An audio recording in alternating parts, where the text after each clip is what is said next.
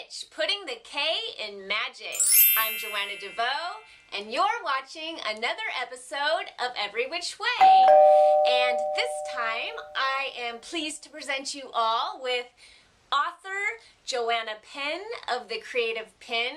Besides being an author, Joanna is also an entrepreneur, and her business, The Creative Penn, helps other writers write, publish, and market their books. And she's really just a shining example of somebody who goes for it and who is living the life of her dreams because she herself proactively created the life of her dreams. So I hope that even if you don't have any aspirations to be a writer, that you will watch this interview because I think there's something in it for everybody. Her life is just a great example of taking your own destiny in your own hands and making your idea of the dream a reality. So please stick around and enjoy this interview with the lovely Joanna Penn. Hi Joanna, welcome to Every Which Way. Thanks for having me. It's great to be on the show. I am thrilled that you're on the show because I have been watching your YouTube channel, I think, since the very beginning. I'm not very vocal on there, but I love it. And thank you. For those of you who don't know, we're talking to Joanna Penn of The Creative Penn, and she's all over the internet in a variety of capacities, and she's an author. Can you tell us, Joanna, a little bit about, before I get into your specific books that you write and being an author, what your business is as an entrepreneur? Sure. So I guess, and I've always been a kind of entrepreneur business person. I was an IT consultant working in corporates, large corporates, and didn't really enjoy that very much. So I'm sure some people could empathise with that. So I've been looking for the right kind of business for a long time. And when I actually decided to write my first book back in 2008, I was, at the time I was sort of looking for how I could incorporate that into a business, and fell into blogging, as a way to promote my first book. And along the way, I just decided to share what I was learning. And that just kind of snowballed into a business. So I didn't set up The Creative Penn originally to be a business as it is today. It's kind of morphed from being a way to help people just through sharing my lessons learned into being, now I've got multimedia courses, I'm a speaker, I've got my books, etc. So it has turned into more of a kind of media company, I guess. Very multimedia. And you teach other writers how to write, publish, and market their books.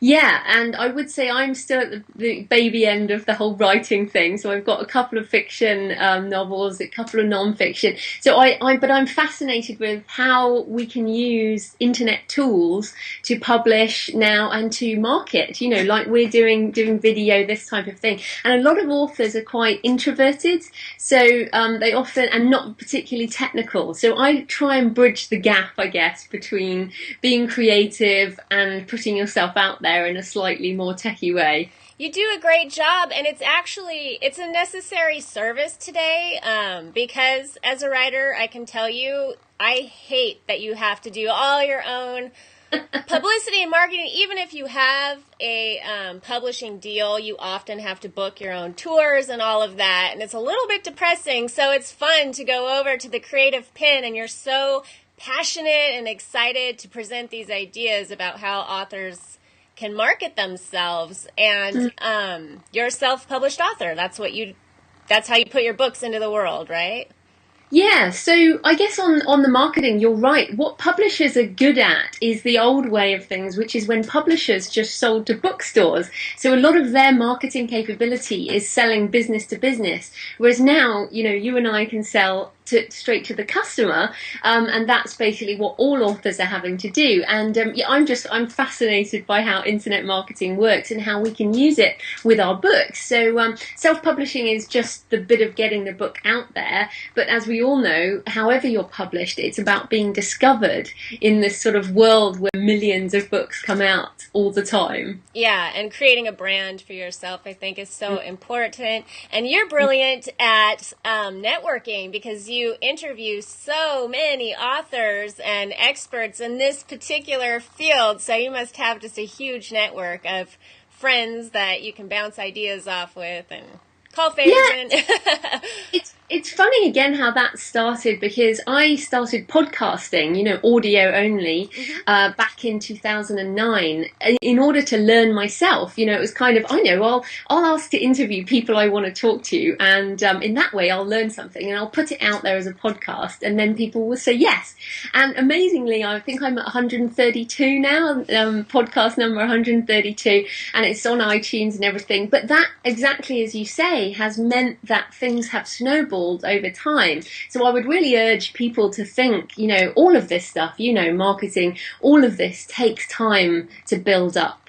Yeah, and your interviews also, they're very informative. They're almost like little interview classes. You ask some great questions because you're learning, as I've heard you say, as you go along, and then you kind of turn around and share what you're learning with the rest of us. So I love that. Yeah, I think that's part of it. I don't know about you, but for me, I wouldn't, a lot of this stuff we do for free. My podcast is out there for free. The YouTube channel is free. And, the reason we carry on is because we're actually learning cool stuff ourselves. And I would do the podcast if there were no listeners, as there weren't in the beginning. There was nobody listening, nobody reading what I was doing. So I think if you come from that place of wanting to learn more, we can always learn more. Like today, I just interviewed a guy who's a Canadian Mountie, and he worked in the homicide department, and he investigates murders, in the wilds of Canada. And I was asking him about decomposition of bodies, because that is so cool that I can do that. So yeah, I love all of that in the interview process. Yeah, well, my particular brand is kind of about teaching people or sharing with them how to create their own idea of the dream or magical life for themselves. And that's why I thought it'd be so fun to interview you, not just for writers, but for everyone, because you're such a go-getter. You're definitely the heroine of your own life. You're not a victim. You're not like writing your little books and sitting in your room and hoping somebody notices what you're doing. You take a very proactive approach, and I find that inspiring. Oh, thank you. I must say, I think that we have to do it these days. And if people want a publisher, let alone want to publish themselves, you do have to put yourself out there. And, when you started as well, when you do a video for the first time, you're like, oh no, this is awful. I hate my voice, and then it's like, oh, what if somebody actually reads my book? And, we go through these kind of difficult stages. But then I think the best thing to realize is that everyone is just another person, and and also marketing is about being enthusiastic and putting your stuff out there so people who already like that type of thing will find it. We're not forcing ourselves onto anybody. So yeah, it is, I guess I am very proactive, and that becomes easier over time. It was certainly very hard at the beginning, but at the beginning nobody even notices you. True. I like that you are very collaborative too. I noticed that a lot of the info products that you have on your website, they're collaborations with other people. I wrote a couple titles down so I could remember to mention them. Secrets of a Pro Writer, How to Write a Novel. Do these collaborations, do they come about from your interviews? Is that how you're starting those projects?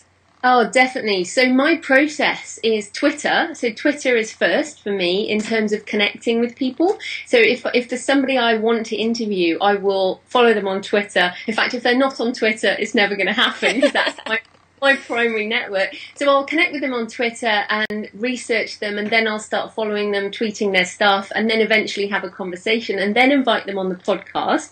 And then it's sometimes, like you said, a couple of those products, there's been a connection with me and the person, and we've decided to do something together. Now, CJ Lyons, New York Times bestselling author CJ Lyons, I did the Pro Writer series with. Now, she's written 16 novels, New York Times bestseller. She sells hundreds of thousands of books every month, whereas I am a new writer with 2 novels selling thousands of books a month, but not hundreds of thousands. So it made sense for me to connect with her and bring out a product that would help the audience, because she knows so much more, and yet I know a lot more about video production and audio production. So really, we've just finished like 5 months worth of recording these products, and I feel like I've had this whole education. It's been amazing. I love that. Yeah. That is wonderful. You always have a little twinkle in your eye when you're talking about what you're doing, too. You definitely... well, I wouldn't do it otherwise, I'm so grateful. I've only been a full-time author entrepreneur since October, so we're in July, the beginning of July, so not that long. But it is amazing to be able to be creative and bring out these things to help people. Yeah, and you've really, it's surprising to find out that you only started in 2008, because I know... Well, let's just talk about your book series. You're on the 3rd one right now, which is called Exodus, and it's a series that is, you can say it better than I, but it's kind of like Indiana Jones for women, or with a woman protagonist. And I say it's Dan Brown meets Lara Croft. Nice. Because, that kind of Lara Croft kick-ass thing, but with a sort of religious mystery behind the whole thing. And I'm just writing the 3rd in the Arcane series, it's called. So there's a secret British government agency called Arcane, and they investigate these supernatural mysteries around the world. And so I'm only at the start of that series, but the whole thing, I guess, I started with non-fiction, moved into fiction because I became more creative as I wrote, which I think is another good tip for people. If you don't think you're creative, start creating and things happen. So the books, I didn't even start writing fiction until November 2009. Wow. So before that was non-fiction, and that's the thing. The blog has just snowballed. Everything snowballs on the internet. You would find the same thing, right? Yeah, we're opposites, because I spent a couple of years working on the same novel that's supposed to be part of a 5-book series. I'm not ambitious at all, but and then I ended up having to shelve it. I'm like not working on it until the winter because I've got a couple drafts, and I'm like, I just felt like I was trying too hard and I cared too much, and it was taking the fun out of it, where you seem to be more fly by the seat of your pants, and like you're just so in the joy when you're doing it, Well, it's hard work, as you say. Writing is not an easy thing. Actually coming up with ideas is quite easy, but actually getting the words on the page can be very difficult. So I struggle with that as much as anybody, but I think I spent 13 years as an IT consultant. I left that. I have changed my career. I am not giving this up. So I'm very focused. So now my money depends on writing books and getting money from Amazon. So I have to write these books. So I set myself a deadline. And also I think with you, it may be that, and other people who have a book that maybe just needs finishing, maybe just finish that and move on to the next one. You can start another book. So I'm already working ideas for the next book, which will be a standalone. It won't be in the same series. It's another. Yeah, so I've got lots of ideas, but sometimes you have to get something out your system in order to get to the next idea. So my first book, non-fiction book, How to Love Your Job or Find a New One, that had to be written for me to get to fiction. So sometimes you just need to move on. Well, thank you for the advice. And let's tell people the first book in your series is called Pentecost. Yes, and Pentecost. The second is Prophecy. Prophecy. Okay. I think it's exciting that you put a female voice in the ring to this thriller action kind of genre. I think that's great. Oh yeah, and she was brought up in the in Israel, British, but brought up in Israel, so she's Israeli military and can do Krav Maga, which is like a martial art. So today I've actually been watching YouTube clips of women, beating up people, and it's so much fun. I mean, you've got to Oh, have. I love action movies, so I love to put this stuff in. Angelina Jolie in oh, yeah. Mr. and Mrs. Smith, or Lara Croft. She's In fantastic. anything, she's always kicking ass. Yeah, exactly. And I think my audience is just going to love you, and they'll definitely be interested because most of us are very into magic and religious things, exploring spirituality. You have a master's in theology. Is that true? I do. Yes, That I do. is too cool. Why did you get that? Did you have a master plan, or was that just a passion of yours that you explored? Well, I went to Oxford, and when I went to Oxford, I did Arabic because I wanted to work in the Middle East. I did some charity work with trying to get Jews and Muslims together and things like that. So I went to learn Arabic, and on my first day, I realised that it was way, way too hard. The whole thing was in Arabic, and I was like, "Aren't you going to teach me?" And they said, "Well, no." And I couldn't go anywhere. I was like, I can't. My mum was living in the US, so I said, "Well, have you got anything else?" And they said, "Well, theology."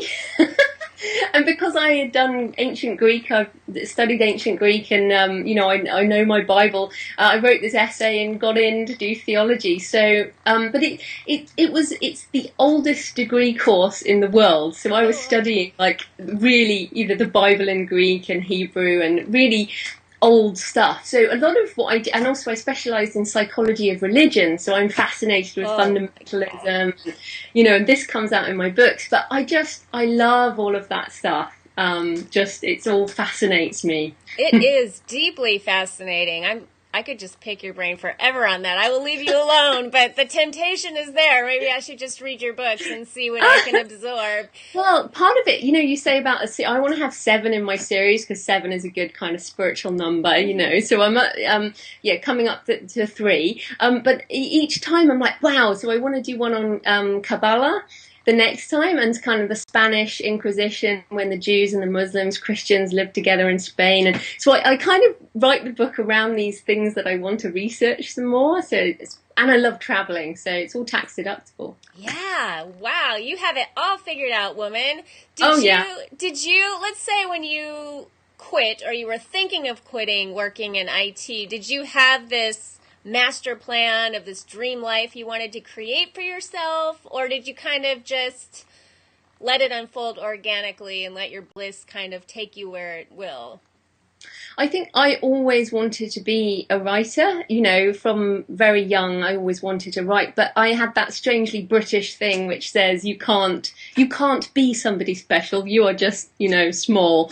And I think eventually it kind of manifested over and over again, and I quit my job a number of times and tried things and they didn't work, and then I finally wrote that book. And so at that point I was feeling, this was back in 2007, I felt very unhappy with my life. I was not this enthusiastic, and I started with affirmations. Your group would know about affirmations. Yes.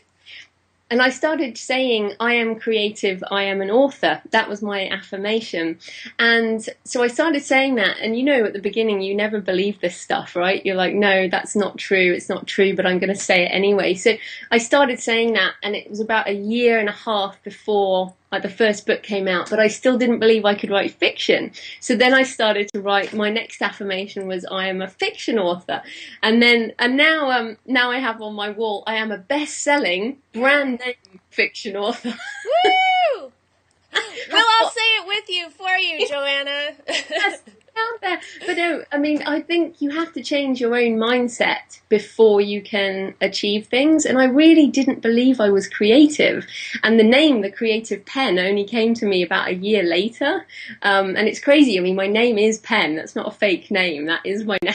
That's so perfect. You have a number of synchronicities, even if you think about going to study Arabic and then ending up in theology class and how that's, now unfolding into your work. It was meant to be. Yeah. It is. No, it is. No, you're right. And I do believe in the synchronicity. I mean, even down to when I start researching things for my books, things happen like Carl Jung. I'm sure you know Carl Jung. I was writing this book about Pentecost, the stones that the apostles had, which they didn't. I made that up. But, and they get handed down over the centuries. And Jung's Red Book, I don't know if you've heard of that. It's like his personal, got it got published around the time, and it had come out of hiding, and there's all these watercolors that he'd painted, and in it is a picture. You have to look it up. Actually, it's on my site. It's a stone with a pillar of fire coming out that Carl Jung had actually drawn the picture of. So that became, and the stones with the pillar of fire is exactly what I was writing. So, and I put Carl Jung in the book anyway, and then suddenly this book got published, and I was like, wow, that's just, all these things keep happening. It's crazy. Wow, I cannot wait to read your series. I'm going to dive right in. It sounds so perfect, like exactly what I'm interested in. Good. So, yeah, it's really exciting. Can I ask you really quick too about self-publishing versus the traditional path? Kind of jumping subjects a bit, but I want to get this in. I'm really curious to know your opinion, because you've interviewed a number of authors with a variety of opinions. What conclusions have you come to? Well, I think what's exciting now is that we have a choice, and also that there are opportunities. So I am a very impatient, do-it-yourself type person. I also believe in failing as fast as possible. So when I did my non-fiction book, I got one rejection and was like, I don't like that negative energy. I'm just going to put it out there and see what happens. And then with the fiction, I haven't even queried at all, because I just wanted to, I had an audience by then and I wanted to put it out there. But I paid for, and I still pay for, professional editing and professional cover design.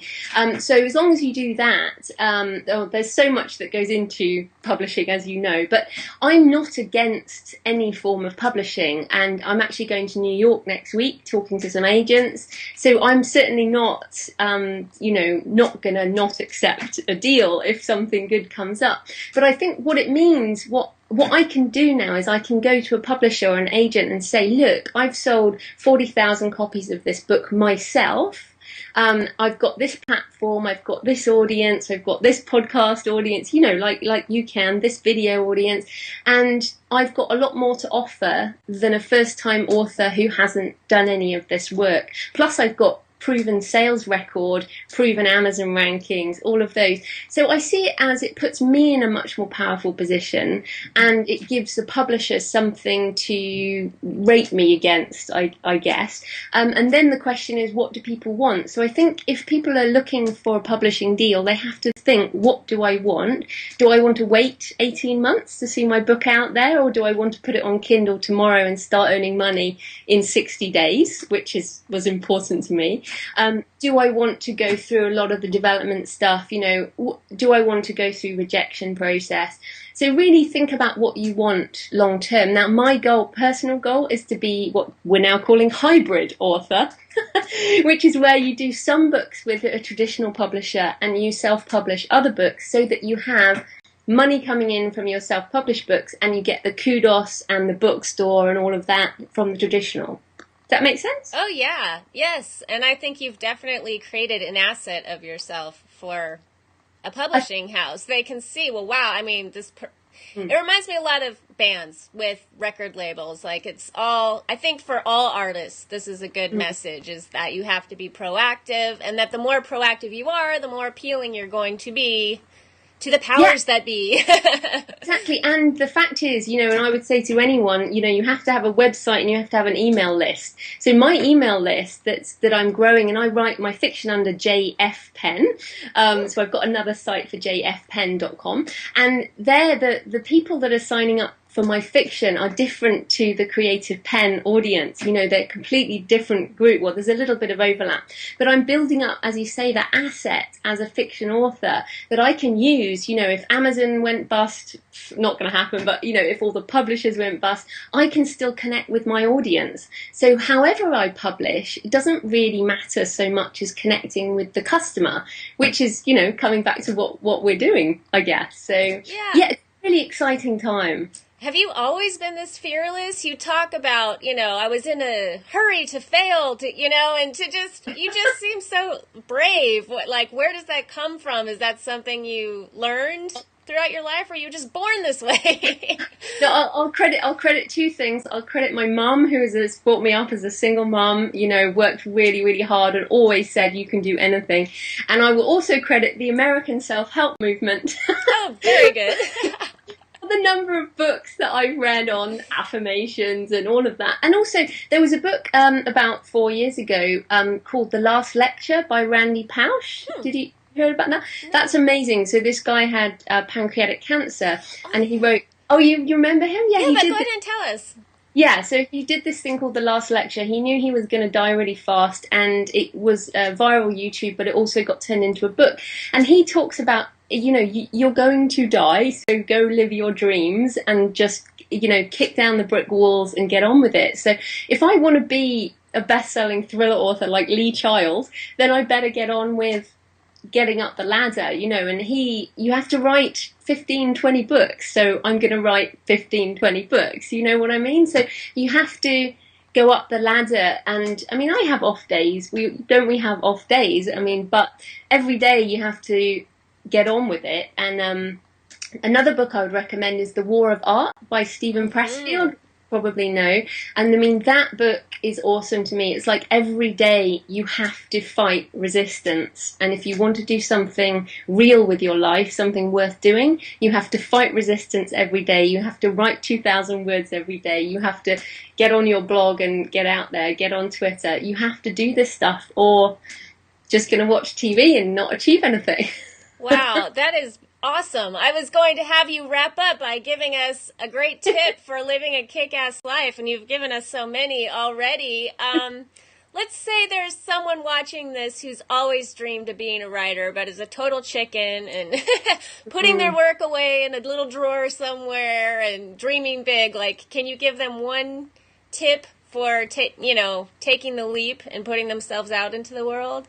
Yeah, I can, and hopefully this tip will change people's lives. It's that the first draft is shit, and I hope I can say shit on your video. Yes. It is what you write. I think what blocked me for so many years was that I thought brilliant writers, when they typed or wrote, an amazing sentence came out, followed by another amazing sentence, and then it won a prize, and then it was a bestseller. But that's not true. What comes out is a load of rubbish, and then you get to edit. Then you go through multiple drafts. And I just don't think I knew that before. So now you have to release yourself to write a load of shit. And once you've written that, you can clean it up, and you can pay professionals to help you clean it up. So please, if you've got that book in your soul, or you've got the idea, just write the load of rubbish and then get on with editing. That would be my number one tip. I love it.